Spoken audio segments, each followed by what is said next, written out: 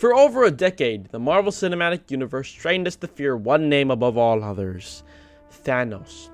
His presence lingered in the shadows long before he ever stepped onto a battlefield. When he finally emerged in Avengers Infinity War, he didn't just challenge the Avengers, he dismantled them. He broke the Hulk, he killed Loki, he humiliated Earth's mightiest heroes. And then, with a snap of his fingers, he erased half of all life in the universe. It was shocking, it was brutal, and it felt final. When the dust settled, silence replaced hope. In that moment, Thanos felt unstoppable. And yet, as terrifying as Thanos was, he may never have been the MCU's most dangerous possible villain. Because Thanos wanted balance. Dr. Doom wants perfection. There is a profound difference between a conqueror who seeks correction and a ruler who seeks control. Dr. Doom is not driven by random destruction. He is not motivated by chaos or even simple domination. Doom is motivated by certainty, the unshakable belief that he alone can guide humanity toward its optimal future. Where Thanos saw a universe spiraling towards collapse because of overpopulation, Doom sees a universe spiraling towards collapse because it lacks him at the helm. Thanos' ideology, twisted as it was, had an endpoint. His plan was horrifying but finite. Eliminate half of all life, allow the remaining half to flourish, and then retire. In Avengers Endgame, we even see a version of Thanos who fully intends to rest once his work is done. He does not crave worship. He doesn't demand a throne. He believes himself to be a necessary evil and is content to be misunderstood. Doom, on the other hand, would never retire. Doom does not seek to complete a task and step away. He seeks to construct a system that revolves around his authority. His ambition is not an event. It is a permanent structure. And that permanence is what makes him more dangerous than Thanos ever was. One of the most unsettling aspects of Doom is his versatility. Thanos was a physical powerhouse. Even without the Infinity Stones, he was nearly unstoppable in combat, but his dominance relied heavily on acquiring cosmic artifacts. Remove the gauntlet and while Thanos is still formidable, he is no longer omnipotent. Doom is different. Doom does not need relics to define his power. His greatest weapon is his mind. In Marvel canon, Doom rivals Reed Richards in intelligence, Tony Stark in technological innovation, and Stephen Strange in mastery of the mystic arts. He is not merely a scientist or a sorcerer, he is both. He combines disciplines that most heroes specialize in separately. That fusion of intellect and magic makes him uniquely dangerous in a cinematic universe, already fractured by multiversal instability. We've already seen reality bend and tear in projects like Doctor Strange and the Multiverse of Madness and Loki. Incursions threaten entire timelines. Universes collide. The rules of existence feel fragile, and in that kind of chaos, a figure like Thanos brings destruction. A figure like Doom brings structure. And here is where the danger intensifies. In the 2015 Secret Wars storyline, Doom does something far more terrifying than wiping out half the universe. He forms Battleworld, a patchwork planet stitched together from fragments of destroyed universes. And for a time, the world works.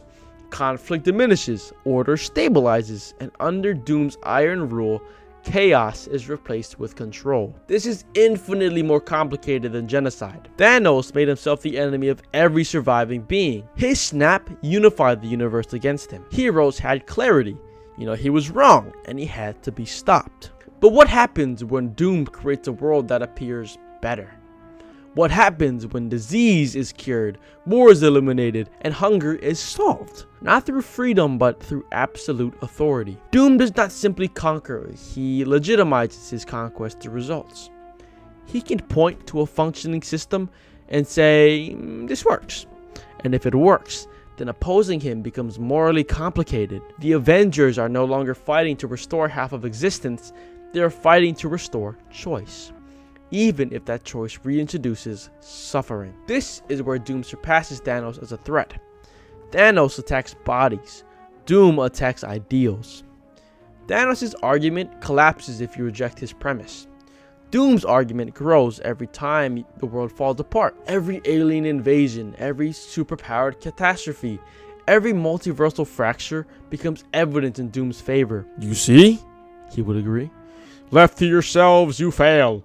Under me, you survive. The scariest villain is not the one who destroys hope. It is the one who replaces it with dependence. Doom rules Latveria, not merely through fear, but through national pride and stability. In many comic interpretations, his villains are safe. They are protected. They are provided for.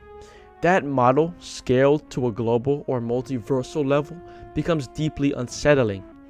If humanity thrives under Doom, then the Avengers' resistance begins to look like a rebellion against peace. Thanos never forced that moral crisis. He forced a war. Doom forces a debate. And in storytelling, a debate can be far more destabilizing than a battle. This is also the matter of ego. Thanos possesses conviction, but he does not crave validation. He believes he is correct regardless of recognition.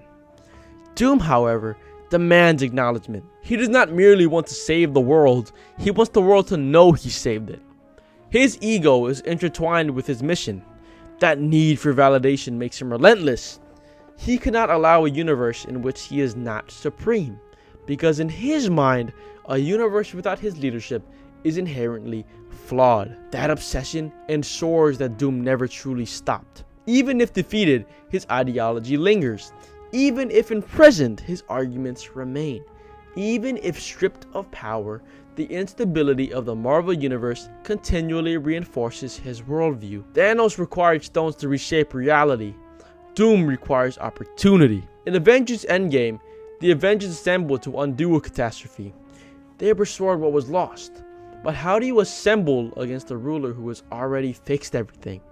How do you overthrow a god emperor whose system produces peace?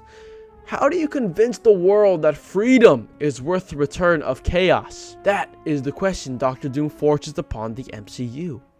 He does not simply threaten lives, he threatens autonomy. He threatens the very idea that flawed, imperfect heroes should guide the world instead of a single, flawless tyrant. And in a multiverse already collapsing under his own complexity, a character who promises certainty will always appear appealing. That appeal is what makes him more dangerous than Thanos.